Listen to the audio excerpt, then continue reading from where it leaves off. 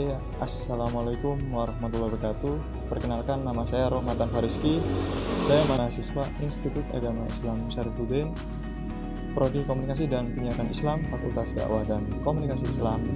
Di sini saya akan menjelaskan terkait mata kuliah logika yang fokus pada materi kerancuan argumentasi. Di sini kerancuan argumentasi sama saja dengan kita membahas terkait ignorantio elenchi atau kerancuan yang tidak relevan. Kerancuan yang tidak relevan yakni jika sebuah argumen yang dimaksudkan untuk mendukung suatu kesimpulan tertentu namun diarahkan dan digunakan untuk membenarkan sebuah kesimpulan yang lain. Oke, di sini ada 7 argumentasi. Yang pertama berdasarkan argumentum ad vinculum, yang kedua argumentum ad hominem, yang ketiga argumentum ad ignorantiam, yang keempat argumentum ad misericordiam, yang kelima argumentum ad populum, yang keenam argumentum ad verecundiam, yang ketujuh argumentum ad ignominiam. Oke, saya jelaskan satu persatu. Di sini ada argumentum ad baculum atau argumentum berdasarkan kekuatan atau ancaman. Di sini contohnya,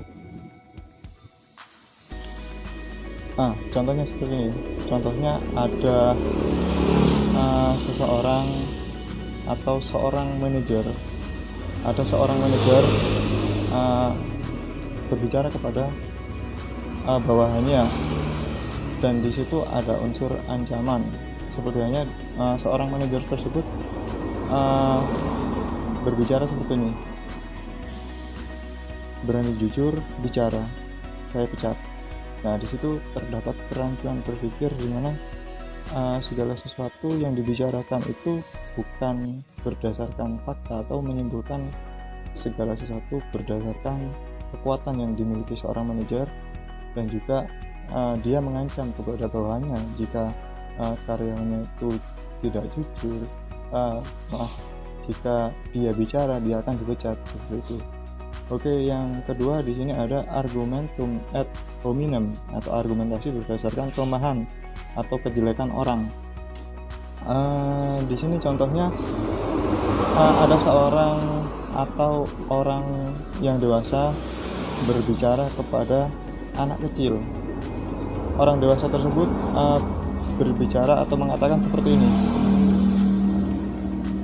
kamu kan masih kecil, nggak usah ikut-ikut, kamu tahu apa kan gitu. Nah, di sini menjelaskan bahwa atau menyimpulkan bahwa anak kecil ini tidak bisa apa-apa, padahal dia sebenarnya tahu apa yang harus dilakukan. Berhubung karena dia masih kecil, disimpulkan dari orang dewasa tersebut anak kecil ini tidak bisa apa-apa. Itu rancu sekali. Oke, yang ketiga di sini ada argumentum ad ignorantiam atau argumentasi berdasarkan ketidaktahuan. Argumentasi berdasarkan ketidaktahuan karena dia tidak tahu tapi dia menyimpulkan yang salah. Contohnya seperti ini. Ada seseorang yang berkata kepada temannya, mana mungkin kamu punya uang sebanyak itu, kamu kan tidak kerja. Dan itu sangat rancu sekali. Kenapa? Karena dia tidak tahu.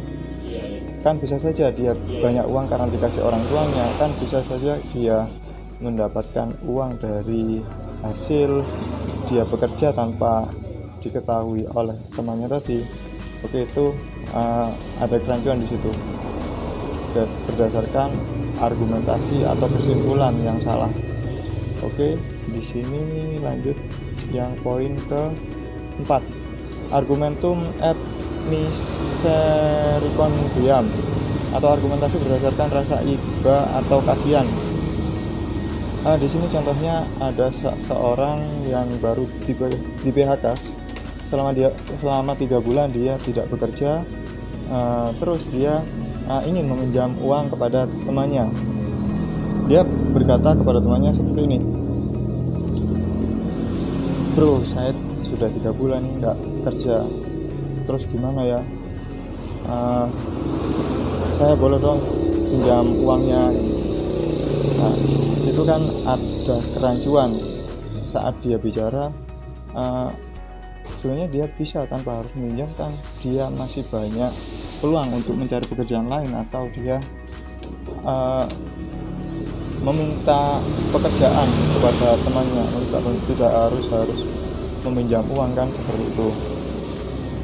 Oke, lanjut yang poin ke-5, argumentum ad populum atau argumentasi berdasarkan pendapat orang banyak. Jadi di sini contohnya